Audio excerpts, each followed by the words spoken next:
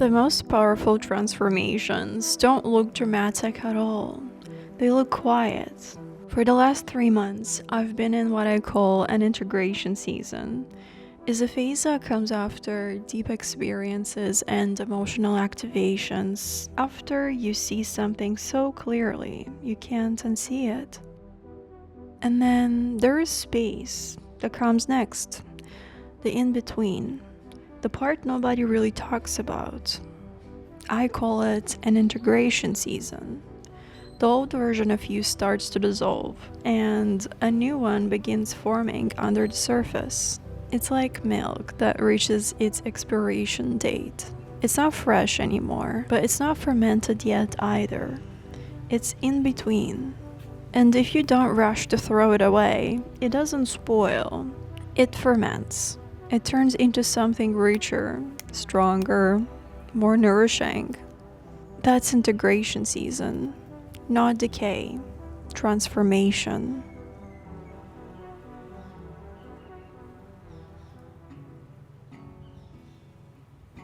During this time, life usually slows down, so everything you've lived through can actually land, not just in your mind, but in your body, your nervous system, your identity, and eventually in the reality you live in. So, what was I doing all this time while I was away? I was processing, letting things settle, letting patterns rewire, letting a new version of me stabilize, instead of rushing into the next becoming, something that I used to do often. From the outside, it probably looked uneventful, quiet, a little flat even.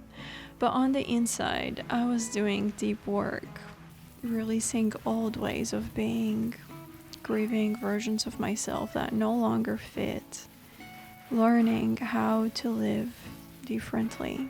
For me, it felt like my nervous system went into hibernation. I couldn't take on big tasks, and when I tried, my body literally said, "No, please don't." I couldn't wake up for plans I made. I couldn't show up fully no matter how much I wanted to. So I let myself disappear for a while. I went fully into my slow season in Mexico. I stopped living by calendars, Notion files, quarterly goals. All of that just stopped mattering. I let myself exist, rest, breathe, ferment, and trust that this too was part of becoming the woman I can feel emerging in me. Now I'm coming out of it and finally feel ready to share what that season taught me.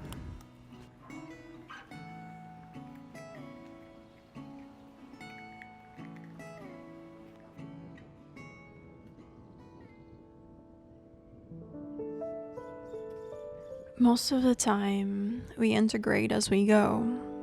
It happens quietly in the background. We barely even notice it. But big transformations are different. They require a real pause. Because at some point, you just can't keep living from the old identity anymore. Everything you're doing stops making sense. The misalignment becomes so obvious that moving forward in the same way feels aimless and empty. So you start clearing the field. You reduce interactions. You drop commitments that no longer fit. You change who gets access to you and how. You slow down. You lower the stakes.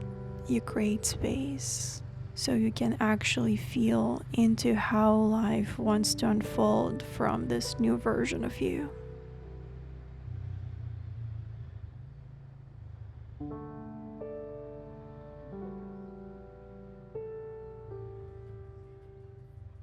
At first, I thought something is wrong with me. I wasn't motivated, I wasn't on it as usual. I wasn't chasing anything, and that scared me. It made me think, am I not that ambitious anymore? In a world that celebrates constant movement, that felt like failure. I told myself I was falling behind, that I was wasting time, that I should be doing more. But my body kept saying no. No to overloading my days. No to pushing through exhaustion. No to pretending I was okay when I wasn't. And it wasn't weakness. My system was recalibrating. I started noticing how much guilt came up around rest. How uncomfortable it felt to not be productive. How deeply I had tied my worth to output. Somewhere along the way, burnout started looking like ambition, exhaustion started looking like dedication, and rest started looking like laziness. But that season taught me something different. Real power requires recovery, real clarity requires space, and real growth needs pause. And then one day it clicked. I wasn't tired of life. I was tired of performing strength. I was tired of pretending I was limitless. Tired of surviving instead of restoring. So I let myself repair, doing things just for joy. Dancing every day, surfing, soaking the sun, long walks on the beach, watching sunsets every day, going on brunch dates with my friends, and late night strolls, drinking coconuts and chatting about everything and nothing, waking up late with no agenda, playing with the cats outside for hours, hosting and going for dinners with people I love, being offline more, letting days be slow, and sometimes jumping on a plane on a random day just to see Benito. Because if you know me, you know how much his music is part of my soul.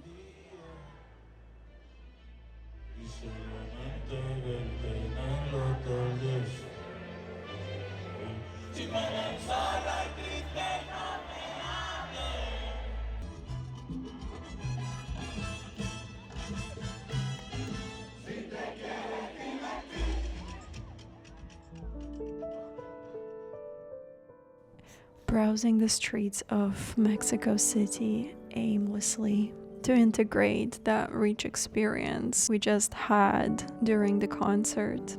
And once I did all of that, everything else starts shifting too.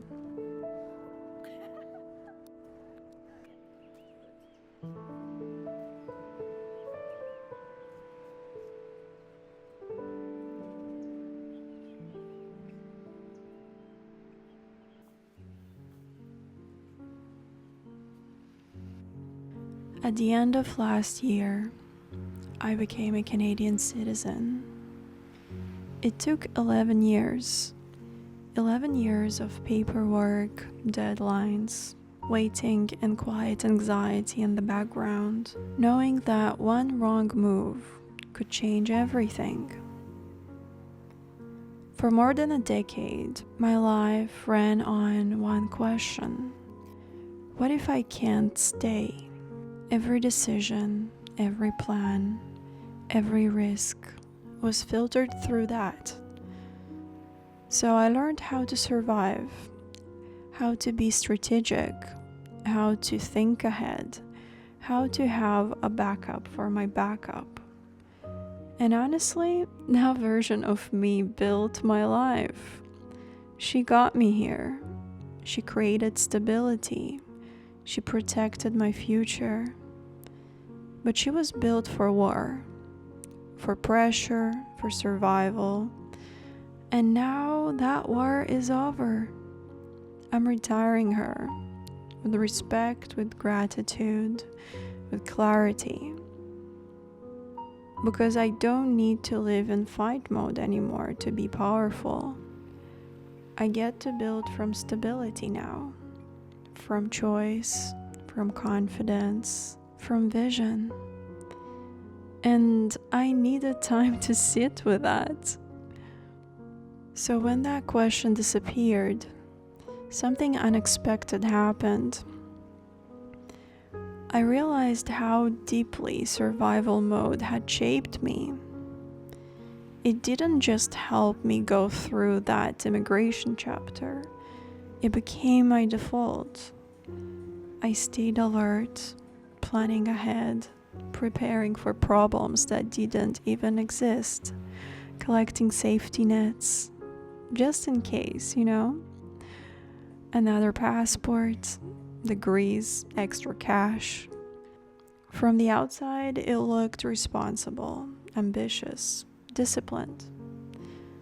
The adult thing to do. But on the inside, it was exhausting. I was chasing peace while maintaining pressure. And at some point, I had to admit, I'm not God. I can't predict the future. No amount of planning can guarantee safety. For a long time, I thought this was being responsible, but it wasn't. It was fear. My parents lived in it. My grandparents lived in it. They learned to stay alert, to be safe, and they taught me how to do it too. I understand why, but I don't want that life for myself. I don't want to build my future around what if. Stocking plans, preparing for collapse, for a future that isn't even guaranteed. That's not security, that's fear. It took me years to see it. Years of yoga, meditation, therapy, years of learning how to stay present. Because in the present, I'm safe. Right now, I'm okay. Really. So I'm letting that version of me go. She did her job. She built my life. And now she can rest. The new version of me lives differently. She trusts herself. She trusts life. She trusts her ability to respond, not to predict. She builds from vision, not from defense. From deep desire, passion, not from anxiety. She knows that peace is not dangerous. It's the foundation to everything. And after 11 years of surviving, I'm finally learning how to live.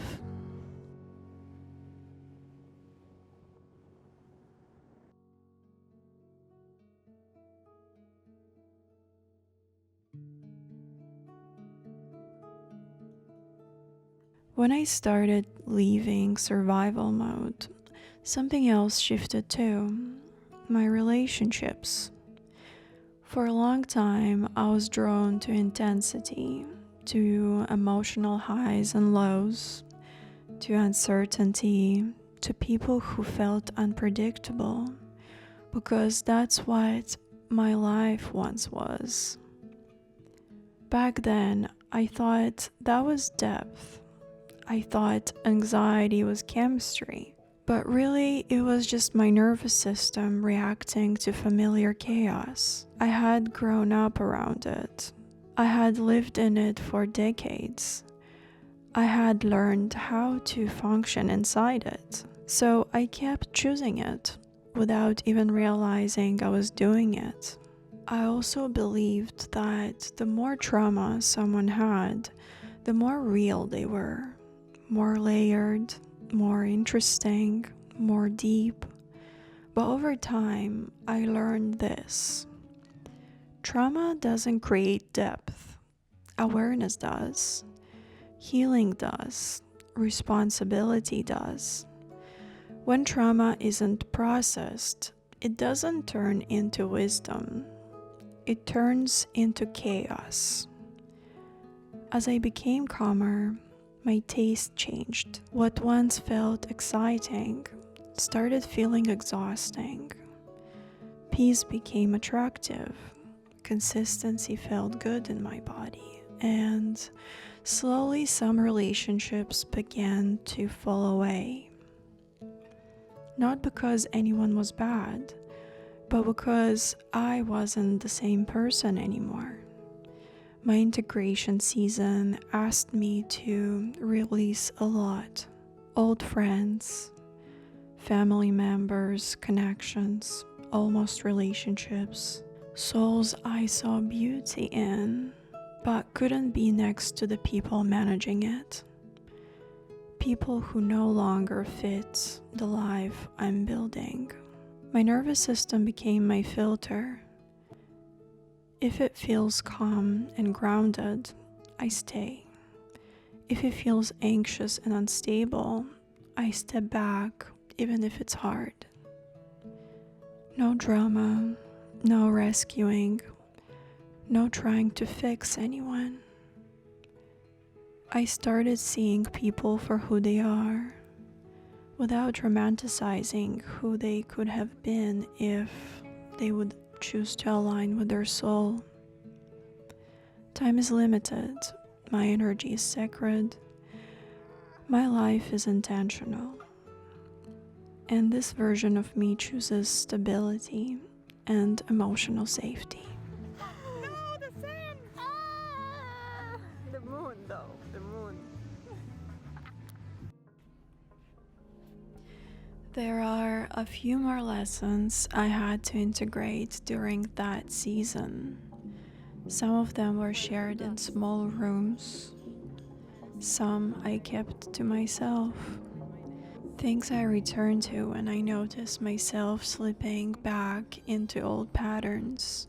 When I start acting from an older version of me instead of who I'm becoming. I don't know how many versions there will be, but I'm grateful for every experience I had last year, for every person who was part of that story, every place I filmed in, every thought I noticed instead of ignoring. All of it shaped me, and now it's time to make new stories, ones that are calmer, more grounded and abundant. Sending you my love. Ciao.